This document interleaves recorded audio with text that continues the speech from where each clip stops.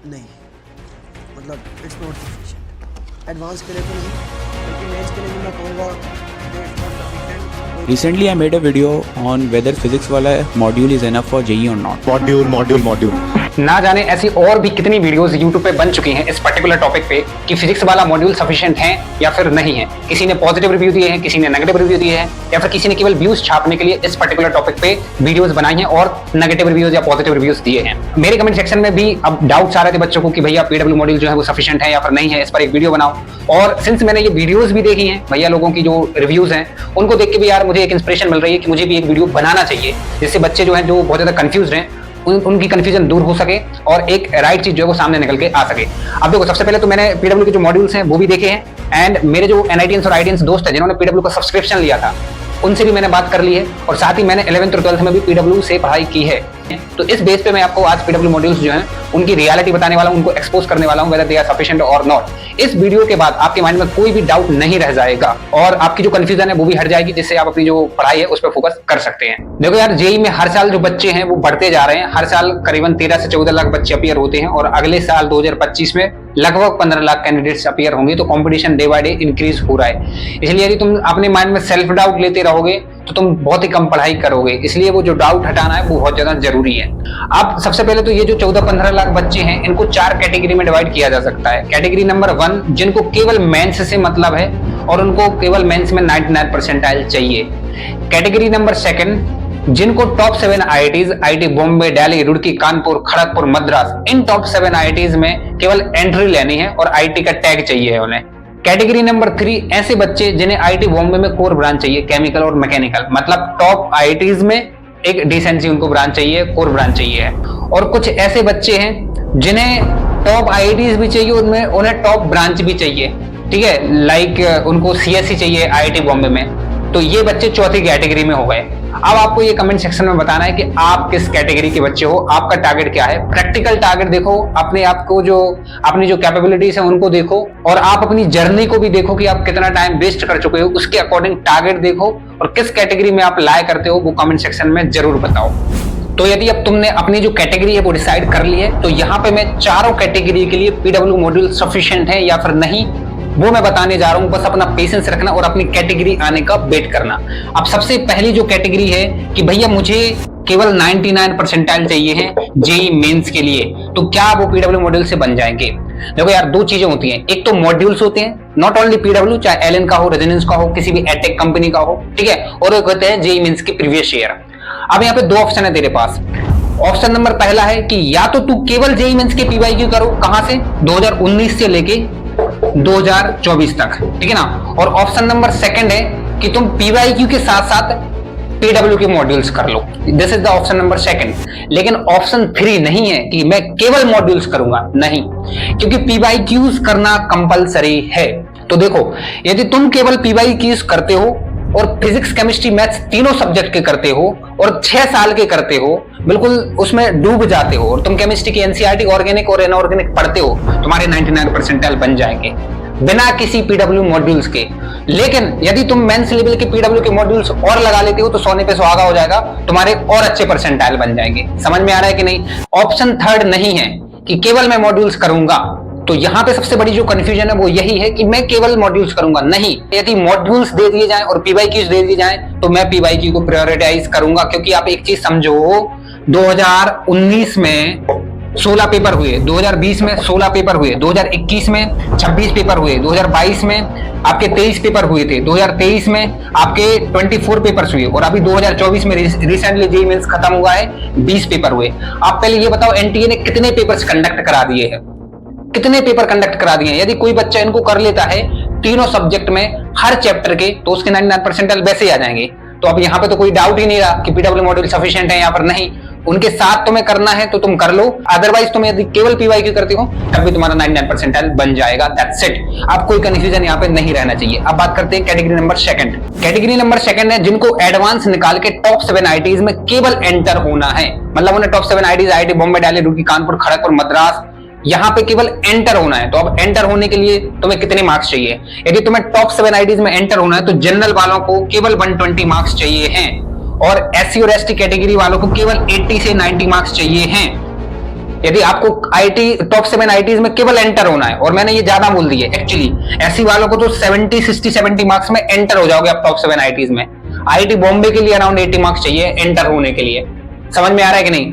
तो मैंने ऑलरेडी अपनी पुरानी वीडियोज में बोला है कि जिस बच्चे के 99 परसेंटाइल मेंस में आते हैं, वो बिना किसी जेईई एडवांस की प्रिपरेशन किए बिना भी केवल उसको ये आइडिया है, तो यदि तुम्हारे पास इजी और टफ और मॉडरेट लेवल का कलेक्शन है क्वेश्चंस का, तो उसमें से इजी क्वेश्चन कैसे आउट करना है ये टेस्ट से तुमने एनालाइज कर लिया है, और यदि तुम्हारे 99 परसेंटाइल मेंस में बने हैं, तो बिना किसी एडवांस की प्रिपरेशन के केवल तुम जेईई एडवांस का पेपर यदि टेस्ट देते हो, तब भी तुम अराउंड 90 से 100 मार्क्स ला लोगे। तो तुम यही ला लोगे। यदि तुम ओपन कैटेगरी के हो, तो तुम्हें केवल कितने मार्क्स और ऐड करने हैं? कितने और ऐड करने हैं? केवल 20 से 30 मार्क्स और तुम्हें ऐड करने हैं। और यदि तुम SC ST OBC EWS है, तो तुम वैसे ही एंटर हो जाओगे टॉप 7 आईआईटीज में।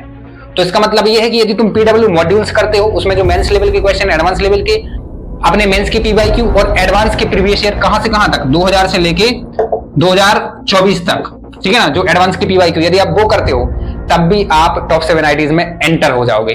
तो यहाँ पे बिल्कुल भी डाउट नहीं है। देखो यहाँ पे इंपॉर्टेंट चीज ये है कि अलोन PW मॉड्यूल सफिशिएंट नहीं है।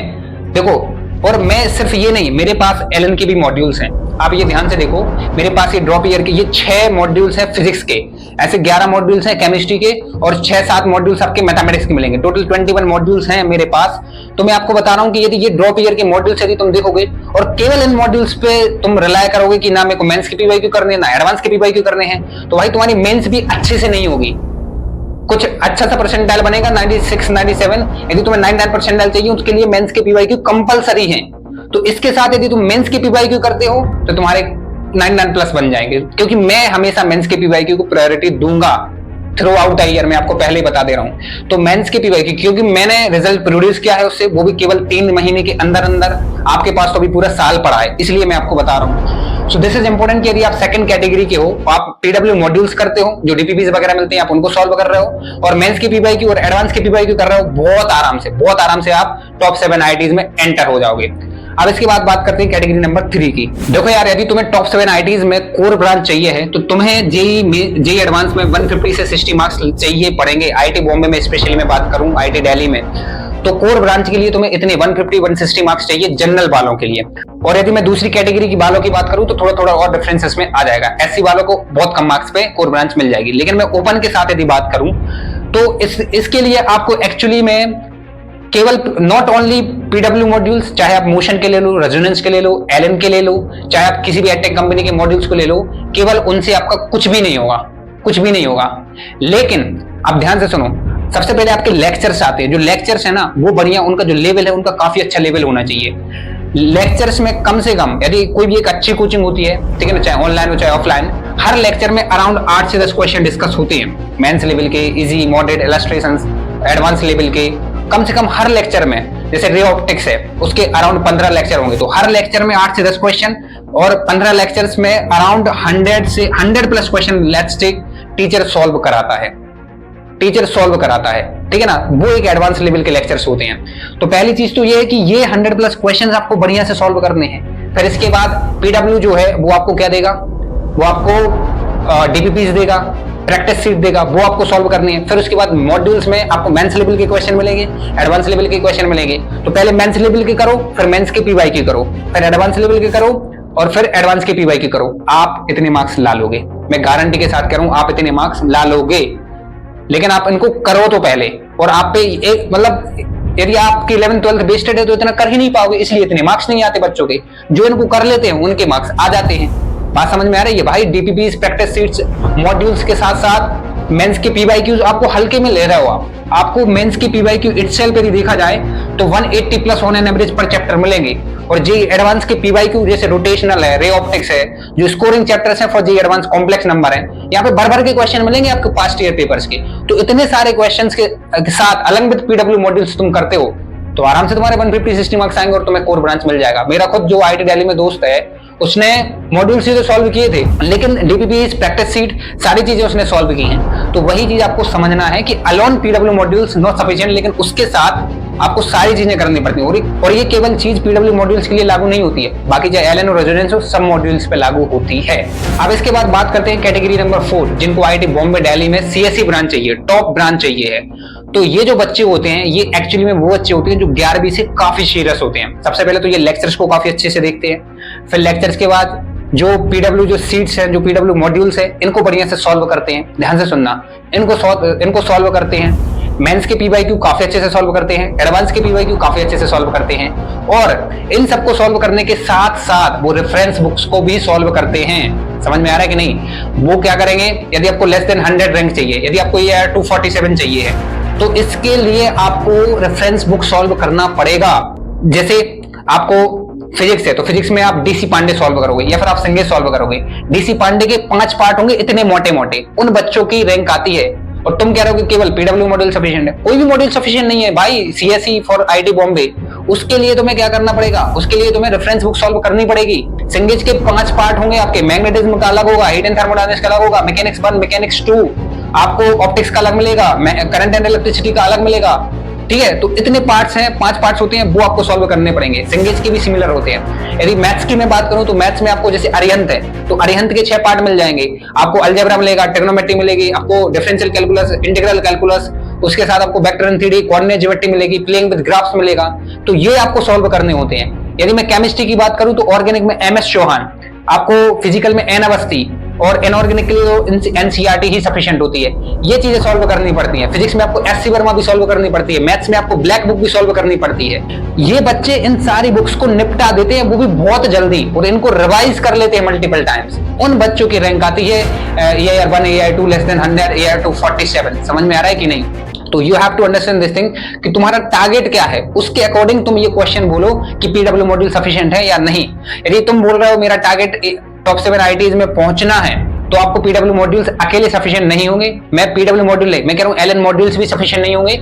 उसके साथ में आपको Mains PYQ, advance PYQ, practice sheet, DPPs वगैरह भी करनी पड़ेंगी। और यदि आपको सीएसई वगैरह चाहिए तो आपको ये जो रेफरेंस बुक्स है ये भी आपको सॉल्व करनी पड़ेंगी। और यदि आपको केवल 99% मेंस में चाहिए तो आप केवल जेईई मेंस के पीवाईक्यू कर लो। और यदि उसमें आप पीडब्ल्यू के मॉड्यूल्स भी सॉल्व कर लेते हो तो आपके उससे भी काफी अच्छे मार्क्स आ जाएंगे, गिवन दैट कि आप फिजिक्स, केमिस्ट्री, मैथ्स तीनों सब्जेक्ट के बराबर तरीके से सॉल्व करते हो और बार बार रिवाइज करते हो। तो यहाँ पे आप बिल्कुल भी आपके माइंड में डाउट नहीं रहना चाहिए कि पीडब्ल्यू मॉड्यूल सफिशिएंट है या नहीं। अपनी कैटेगरी देखो और उस कैटेगरी के अकॉर्डिंग चीजें फॉलो करो, आप आराम से अपने ड्रीम कॉलेज तक पहुंच जाओगे। वीडियो यदि हेल्पफुल लगी तो चैनल को सब्सक्राइब जरूर कर लेना। Thank you for watching.